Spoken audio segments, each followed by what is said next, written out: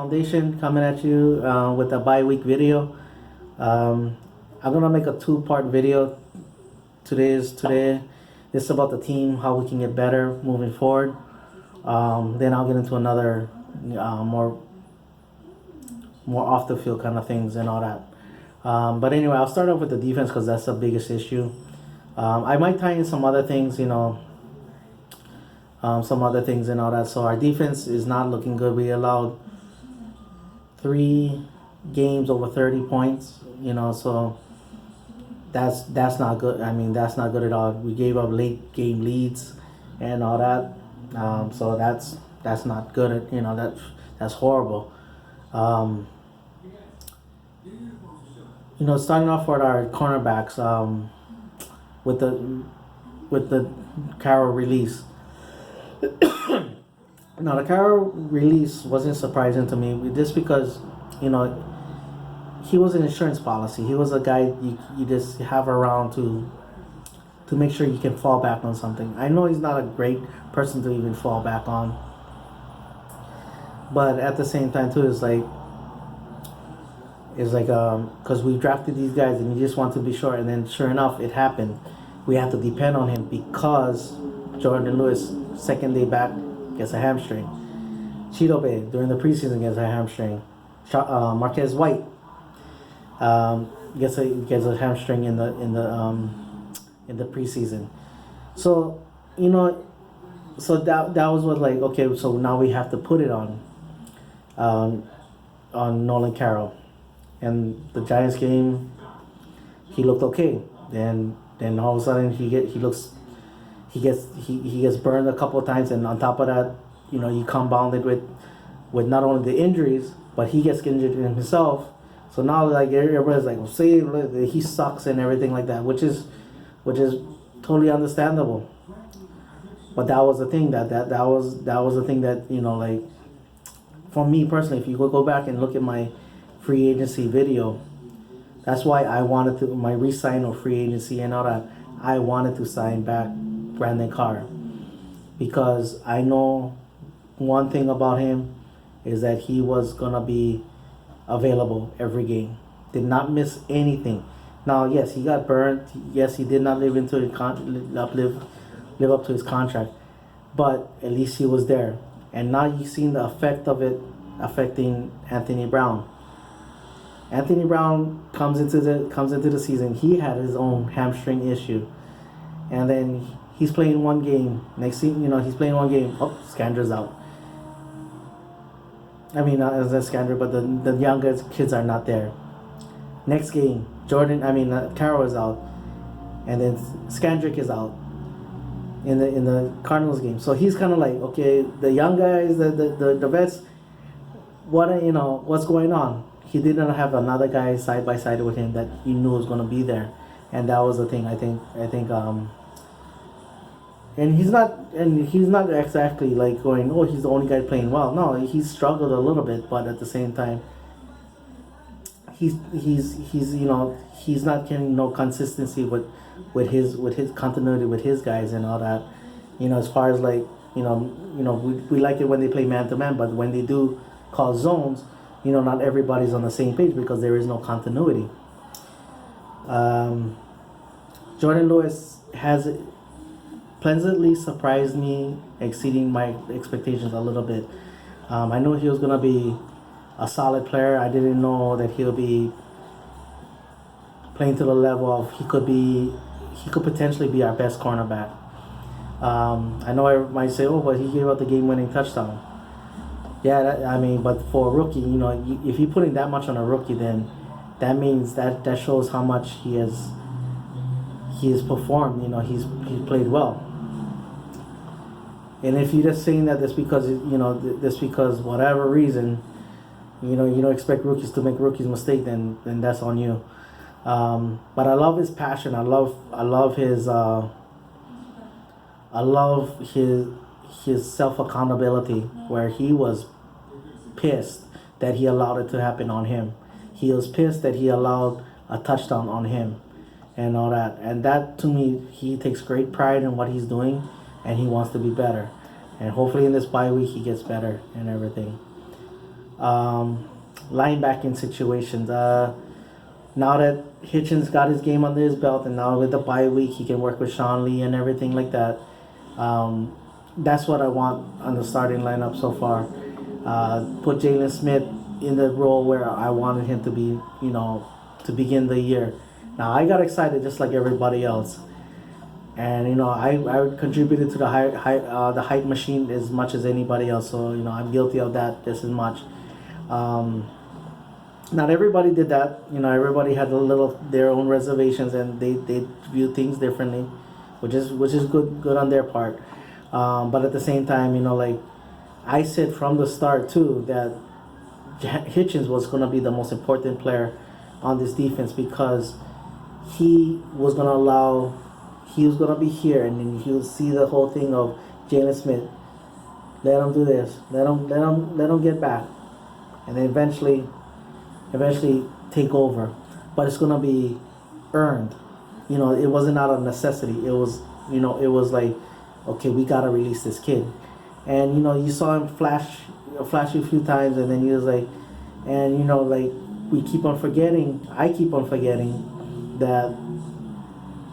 that he's still learning to play pro football. He's still learning to play with that foot.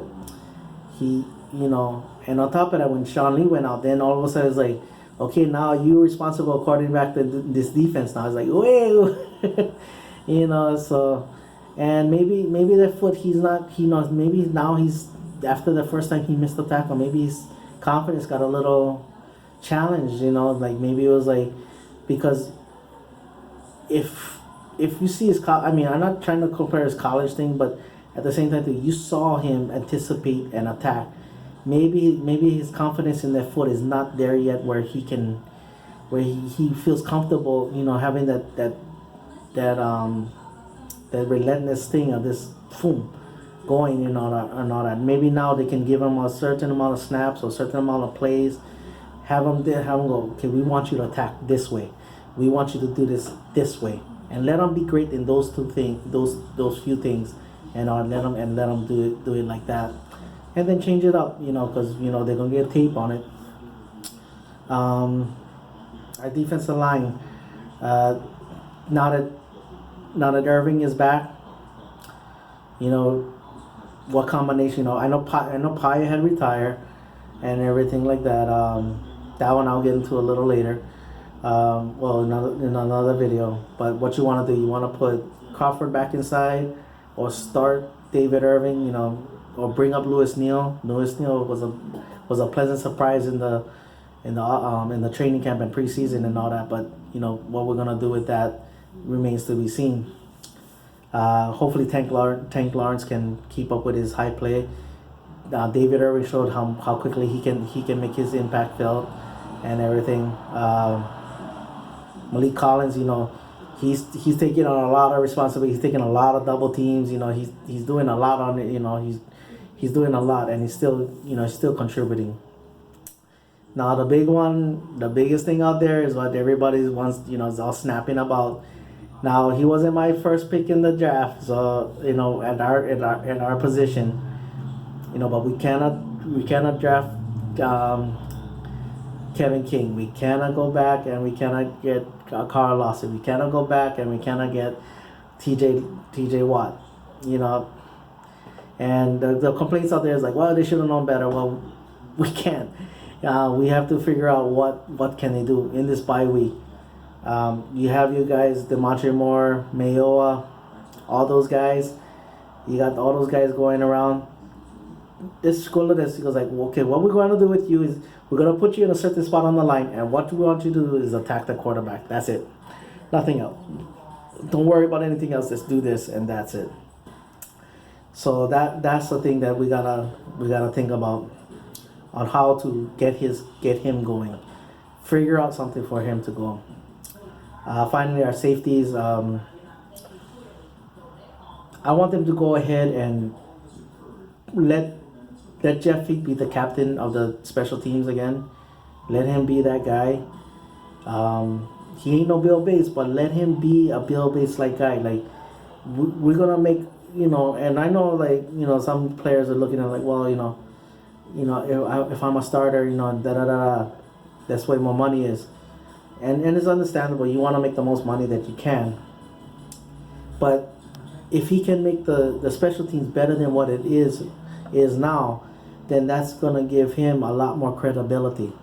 Then he can come in on those special dime packages or whatever. Keep that plate small, and he fills it up beautifully. He filled it up before nicely, and all that. Let him go back to doing that.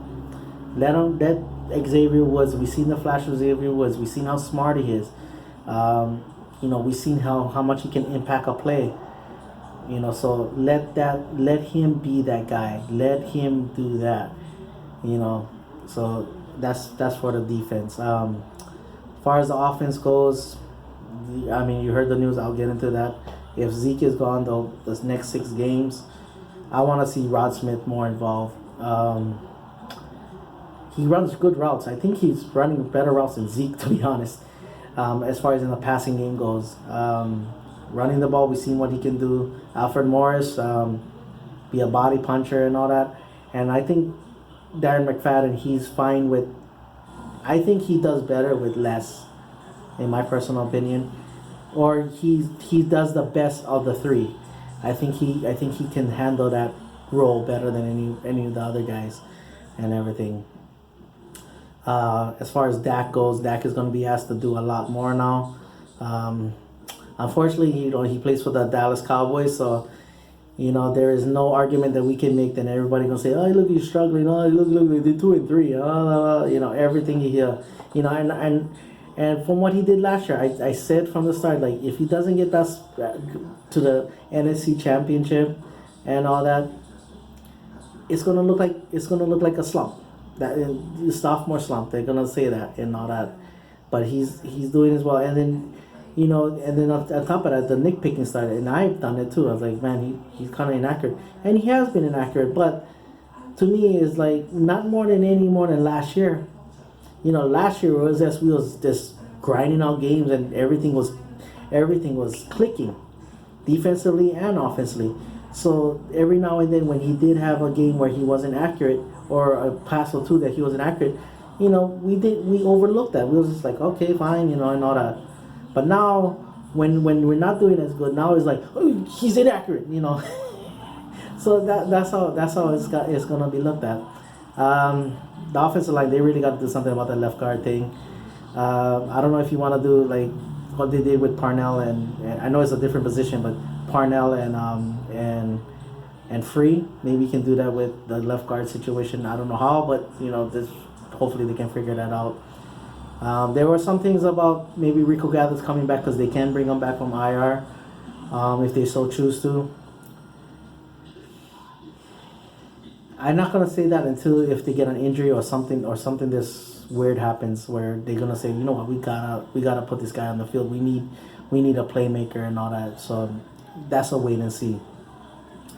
As far as the wide receivers goes, some people is for, you know, I don't blame them for, you know, wanting Bryce Butler having more playing time and all that. T Will's snaps go down, whatever, you know, like I still have a lot of faith in T Will and everything like that, but at the same time too, if it is there, then you can make if he does stretch, like my thing with T Will, he does get open for Dak in crucial times, you know, when Dak is going around and all that. And he is our best blocking wide receiver and everything like that. but if Bryce Butler in his own way, he doesn't have to do what T Will does, but if in his own way he can affect the defense and make an impact on the defense, then I'm all for it. Ryan Switzer, I would like to send to figure out more routes for him. I'll give him more of a route tree and everything like that to see what's going on with, you know, gotta get him there more some predictable plays and all that. You know, how they do that, I don't know, but you know, we gotta get that situated with him. Anyway, that's my video. Thank you for watching. I'll get my other video out maybe tomorrow, maybe even Sunday on the day off and everything like that. But Mahalo for watching. Paneo the boys and go Cowboys.